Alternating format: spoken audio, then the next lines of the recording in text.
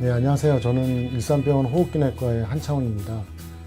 오늘은 그 COPD, 만성 폐쇄성 폐질환이라는 질환에 대해서 알아보는 시간을 갖도록 하겠습니다.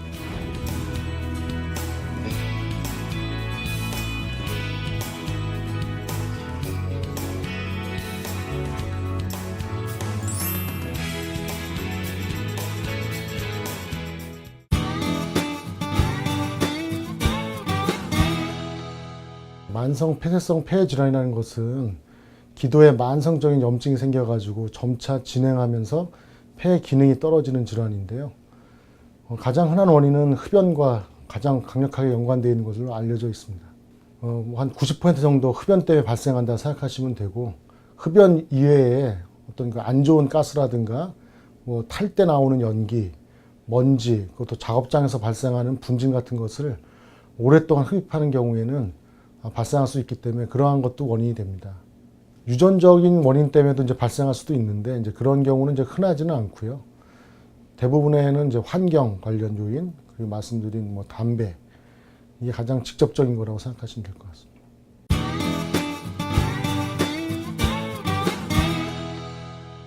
대개 이제 증상은 이제 기침을 오래 하고 가래가 배출된다든지 하는 것인데, 초기에는 주로 이제 기침과 가래의 증상이 있다가 점점 나중에 진행하게 되면 호흡곤란도 생기게 되고, 나중에는 부종이 발생한다든지 좀 더 심각한 질환으로 진행할 수 있습니다.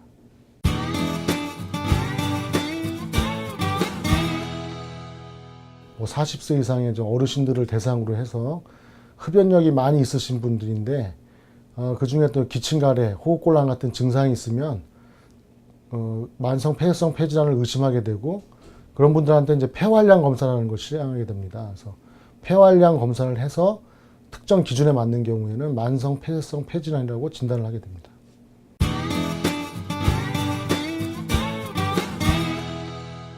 기도가 좁아지는 질환이기 때문에 기도를 확장시키는 흡입용 제제를 쓰게 되는데, 일반적으로 먹는 약이 아니기 때문에 흡입기를 잘 교육받아서 제대로 쓰는 것이 되게 중요하겠습니다.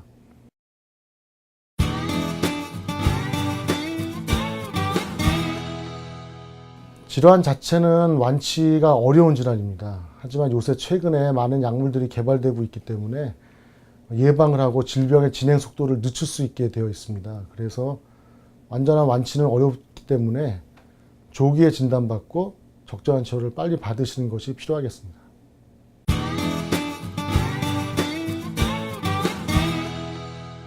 그 만성 폐쇄성 폐질환이라는 것은 주로 주 원인이 흡연이기 때문에요.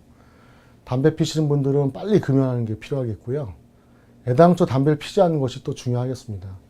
그리고 조기에는 잘 증상이 나타나지 않고 점차 진행하는 질환이기 때문에 조기에 발견할 수 있도록 어르신들, 특히 담배를 많이 피신 분들은 폐활량 검사를 통해서 조기에 만성 폐쇄성 폐질환을 진단하고 적절한 약물 치료를 받아서 더 질환이 진행하지 않도록 하는 것이 중요한 치료법이 되겠습니다.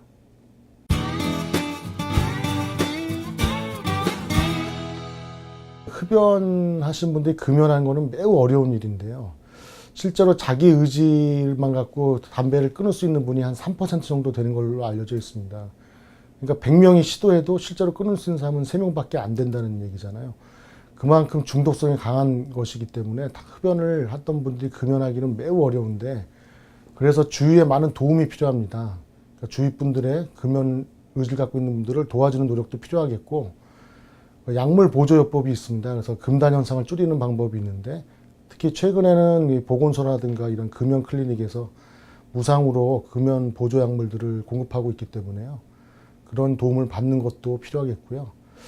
전자담배는 아직까지 그 유효성이 완전히 검증된 상태가 아니고, 전자담배 자체의 위험성도 입증이 안 돼 있기 때문에 초기부터 권장할 수 있는 그런 금연 방법은 아니겠습니다. 질환 자체가 계속 진행하는 질환입니다. 그렇기 때문에 애당초 생기지 않도록 하는 게 중요한데요. 결국은 가장 흔하고 직접적인 관계가 있는 것이 흡연이기 때문에 담배를 피지 않는 것이 가장 중요하겠고요.